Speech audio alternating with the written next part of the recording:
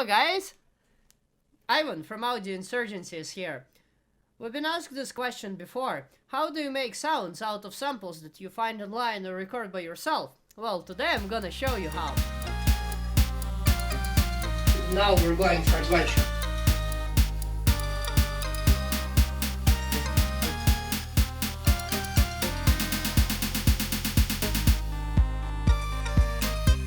So it's very simple EDM song. There are a few bells, nice bass, basically very bare bones, but it's still catchy. All those sounds that you heard were sampled from somewhere. We didn't use any default instrument or any drums that come with Ableton or other software. We just recorded a bunch of samples or found some samples online, and we done it. So let's go through it one by one, and we'll start with the kick. Okay, when you start working with samples, the most important thing at first is when your sample is loaded, you need to be able to find a good spot where you want your sample to activate and stop. Since I'm doing a kick, this little sound form seems appropriate for a kick, so I chose it. But there are others. You can play around with it, it's pretty fun. By the way, this is the sound of a Pulsar star rotating. And those are the electromagnetic spikes that we get when we record it. I'll post the link to the samples in the description below. But basically I chose one of those rotations to be our kick. And after that I layered them. I have two layers. This is gonna be a recurring theme in this video, is that pretty much everything is layered in a few ways. The most important instruments that we have at our disposal is EQ, saturators, compressors, reverbs, and really you can use anything as far as your creativity goes. Mess around with it, try different things. It's always fun to make new sounds. Even if you don't succeed a few times, eventually you'll make something cool. So let's look at the lower kick. Lower kick sounds like this.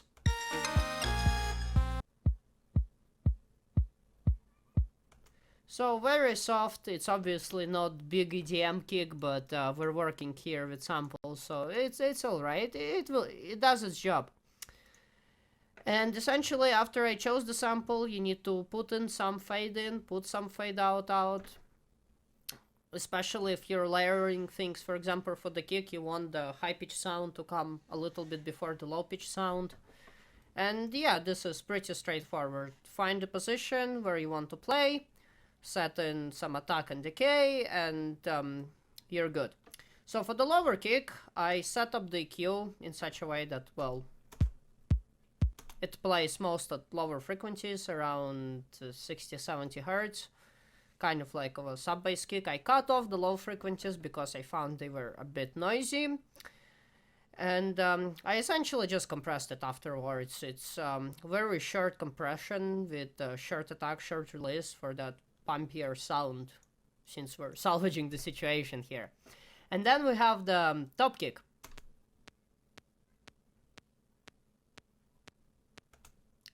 And the top kick is exactly the same sample at exactly the same position. The only difference is that I run a saturator.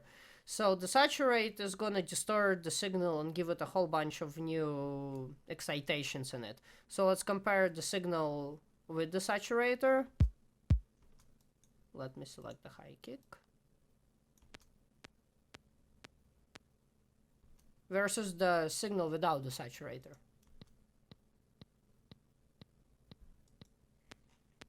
As you can both hear and see from this EQ, it becomes much more noisier, and that's what you want. You want something clicky, and essentially something that will pierce through the mix to help your bass kick be heard. You can see here I chopped off the lower frequencies because that's where our bass kick is, and I allowed it to go pretty high up. Once again, there is a compression to taste, and then the whole group of those drums have additional very mild saturator. You can see it's 60% wet with 2.29 decibels of drive. Additional EQs, I couldn't set up the EQ the first time, so I had to do a second EQ just to make sure it sounds okay. And then a very strong compression, so the whole kick gets as powerful as we can make it at this point. And that's the kicks, just a Pulsar sample playing layer together. Okay, guys, so let's look at the sample of a snare. I've recorded it using a metal box from Candy.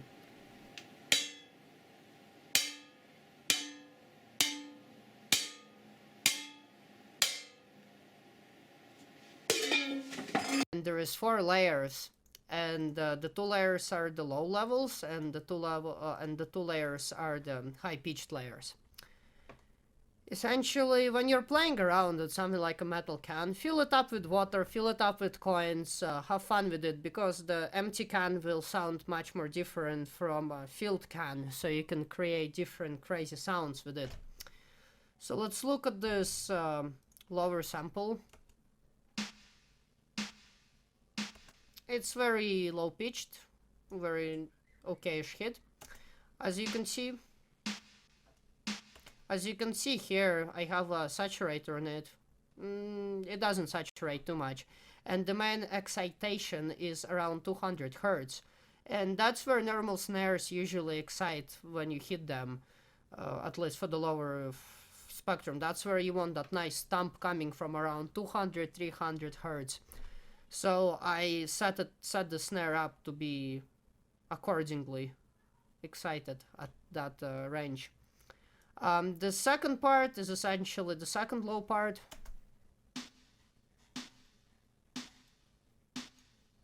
See here, it excites around 250, so together they make that nice thump of a snare.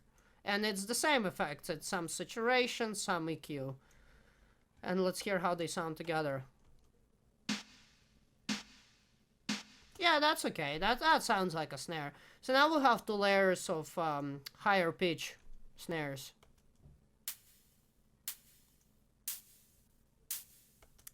For them, it's exactly the same sample of the metal can being hit.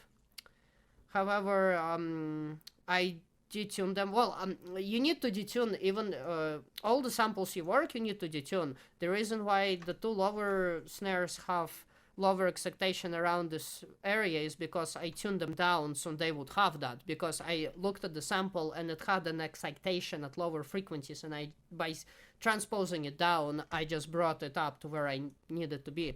For the high-pitch snares, it's the same thing, but I also added an oscillator on top, and you can see it's a noise oscillator that's a little bit loud, and it turns the sound into a more snare-ish sound. So before the oscillator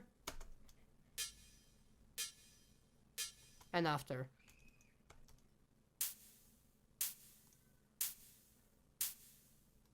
So it works out pretty good.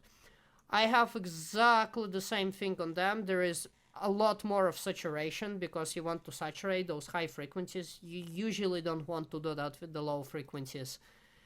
And once again, EQ, and then there is a reverb and additional EQ to fix up some stuff on the whole group, as well as some compression. You can add the compression after the sample sometimes if you're not being satisfied with the sample. It's a good thing, but this works for this project, so this is pretty good. Once again, a lot of it is about experimentation, trying different things. If you want to make sounds, you got to know how to go crazy occasionally. Now let's look at our hi-hat. Our hi-hat sounds like this.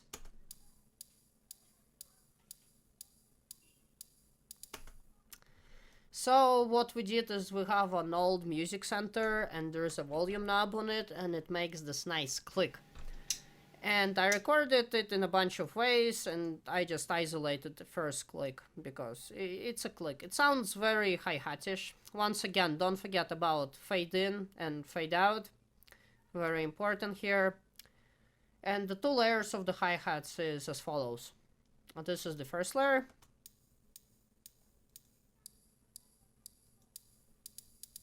So you can hear how it comes together. For those hi-hats, I mainly applied the EQ for each side, for each part. One part is a little bit higher than the other, but really they're both about the same. Then there's basic EQ, reverb, and compression, nothing too complicated.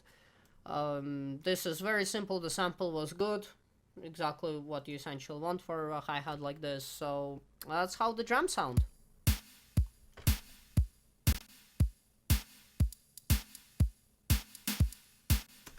Okay, now let's go into the bass. With the bass, I had a little bit of fun. Our bass sounds like this.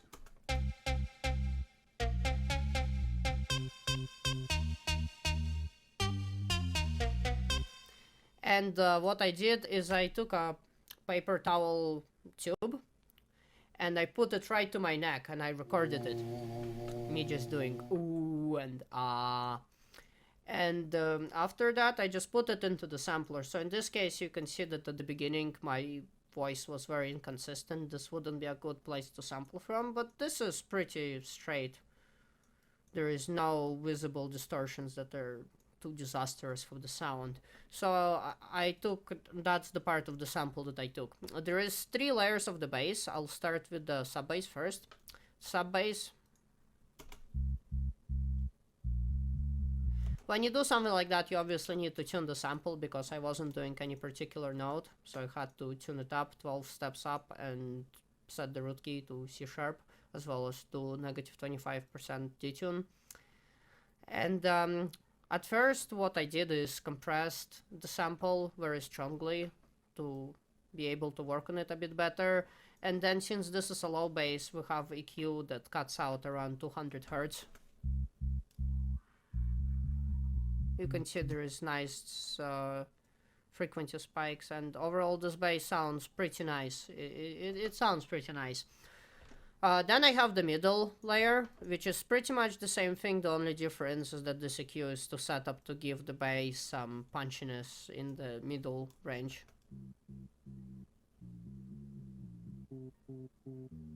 You can barely hear it, it's essentially nothing important.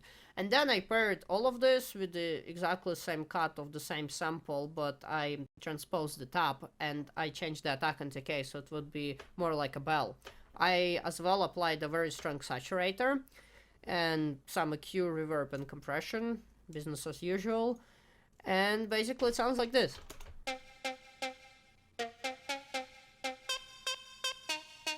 But if I take away the saturator, it's gonna sound like this.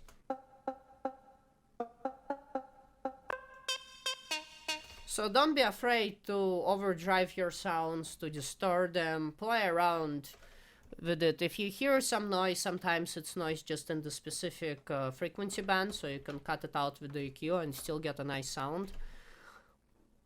Like is the case, let's see what else do we have. Okay, so this synth is made out of the Pulsar star rotating essentially. It's the same as we used for the kick, however here I took a much bigger part of that sample to play, and this is how it sounds.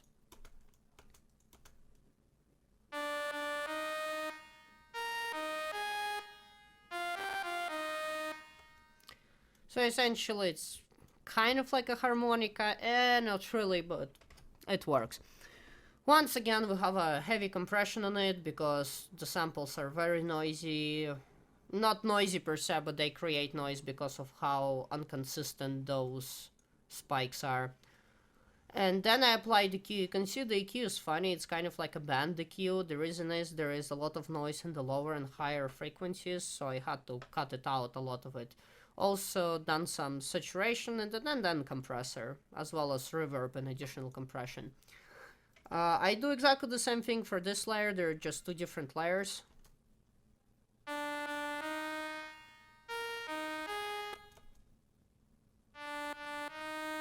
So they're very slightly different. I tried to apply a gate here to try to get rid of the noise, but it didn't really work. I think it would have worked better if I expanded it first. But it doesn't matter, you can cut out a lot of noise with EQ. And if you can't, try another sample, try doing something different with the sample. There is a lot of ways you can play around. We also have some bells, but the bells is just my voice. It's, as you can see, it's exactly the same sample as for the bass. And it's essentially the same thing as the highest layer of the bass, nothing interesting really. Then there is a lid that's made out of the spinning star again, but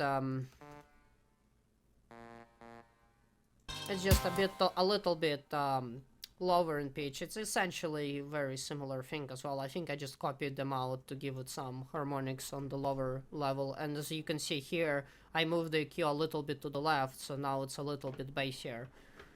But the shape and the size of the EQ is essentially the same thing. This is very same thing. And now this is interesting. This is organ that we made, and it is from my voice, but listen to it. It's so cool.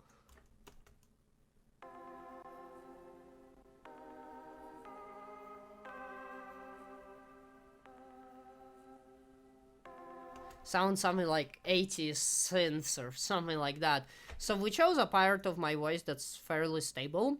And then what we did is we applied some compression, so the sound would be a little bit nicer and wouldn't have any rough edges. Some reverb and grain delay. And the sample was also detuned, and you can see, don't forget to add some attack. And yeah, it's actually the same sound that the bass is, but because you add grain delay and reverb and you tune it up a little bit different, you play into different notes, all of a sudden it's a much different sound that sounds unique and pretty good. And then the last thing I think I'm gonna show you is this anti-melody bell. We can listen to it here.